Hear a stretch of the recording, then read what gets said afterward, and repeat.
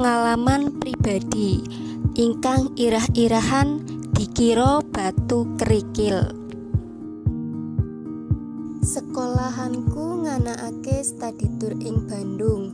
Dening gurune diparingi surat persetujuan ditandatangani wong tuane kangge bukti bilih wong tuane ngidinaken nderek study tour.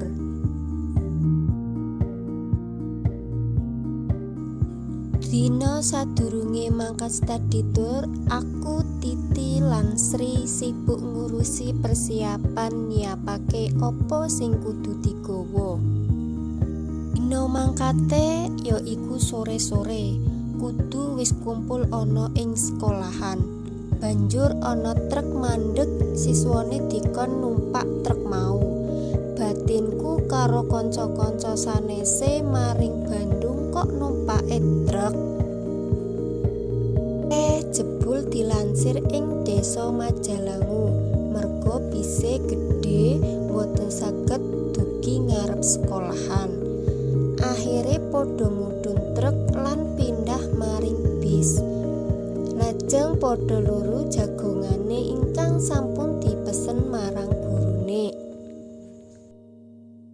Aku lungguhe karo Sri lan Titi ing dalan sing arane Sri turu wae nganti ngiler.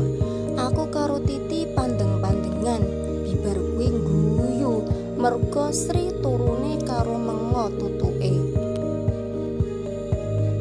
Tekan Bandung subuh, kon padha mudhun salat bar kuwi kon padha sarapan.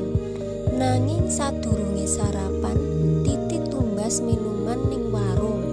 Titi ngomong, "Tumbas, bakule mlongo."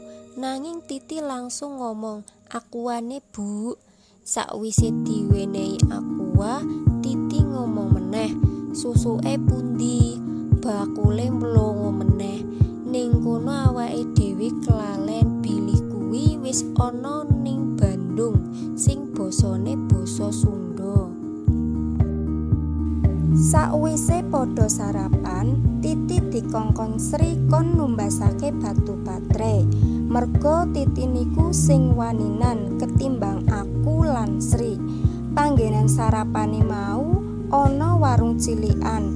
Titi langsung maring warung, aku lan Sri ngetutake ana ing burine. "Tumbas apa?" wangsulane bakule. "Tumbas batu."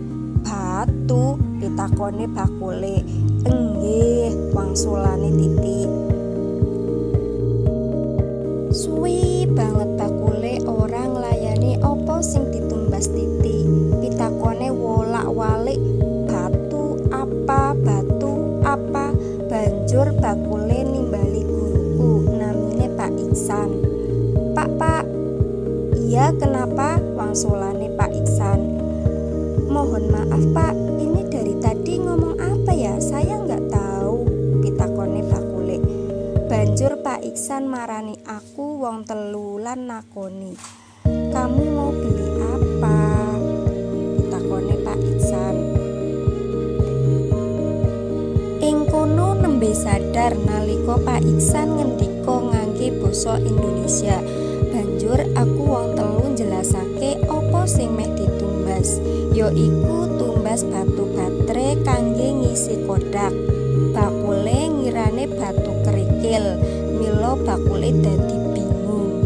Ing kono padha guyu kabeh guru-guruku sing lagi padha lenggahan.